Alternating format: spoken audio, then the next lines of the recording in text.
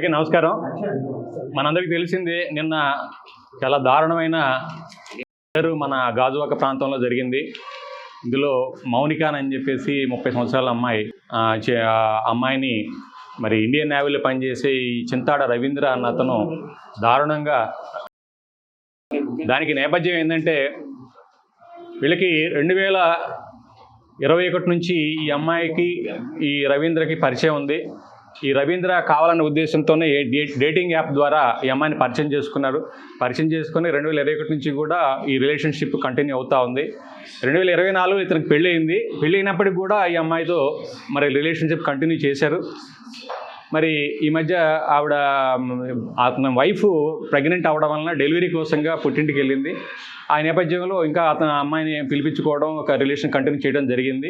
అయితే వీళ్ళిద్దరి మధ్య చిన్న గొడవలు స్టార్ట్ అయినాయి. ఆ గొడవల్లో ఆ అమ్మాయిని ఏదో రకంగా చంపేయాలన్న ఉద్దేశంతో అతను నిర్ణయించుకున్నాడు. నిన్న ఆ ఉద్దేశంతోనే అతను అమ్మాయిని ఇంటికి పిలిపించుకున్నాడు. ఇది మన ఎల్బీ నగర్లో, గాజువాకలో ఎల్బీ నగర్లో కీర్తి ఎన్క్లేవ్ ఫ్లాట్ నెంబర్ 102 దాంట్లో ఇతను ఉంటాడు. అతను ఒంటరిగా ఉంటున్నాడు ఇప్పుడు ప్రజెంట్.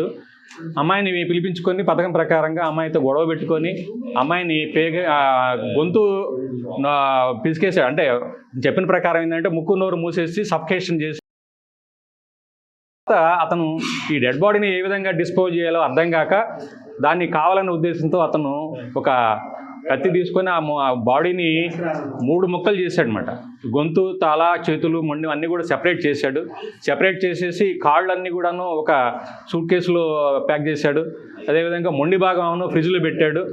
ఈ తల, చేతుల్ని మరి అంటే 1 by 1 డిస్పోజ్ చేయాలన్న అతని ఉద్దేశం. దాన్ని ఏం చేశాడంటే అతను బ్యాగ్లో పెట్టుకొని మన ఈ అడివరం రోడ్లో ఒక నిర్జన ప్రదేశం ఉంది. ఆ ప్రదేశంలో పెట్రోల్లో వచ్చాడు. వీటిని కూడా డిస్పోజ్ చేయాలన్న ఉద్దేశంతో ఏం చేయాలో అర్థం కావట్లేదు. ఈ బాడీ ఎలా తయారు చేయాలి, ఎలా పంపించాలి, ఎలా డిస్పోజ్ చేయాలని చెప్పేసి తర్వాత అతను మొత్తం లోపల ఉన్న బ్లడ్ స్టైన్స్ కూడా మొత్తం కూడా వాష్ చేసినట్టుగా మనం నేరస్థల పరిశీలనలో తెలుస్తూ ఉంది. కంప్లీట్గా వాష్ చేస్తున్నాడు. అంటే ఏ విధంగా నేరం బయటపడకుండా తప్పించుకోవాలన్న ఉద్దేశం అతను కనబడతా ఉంది.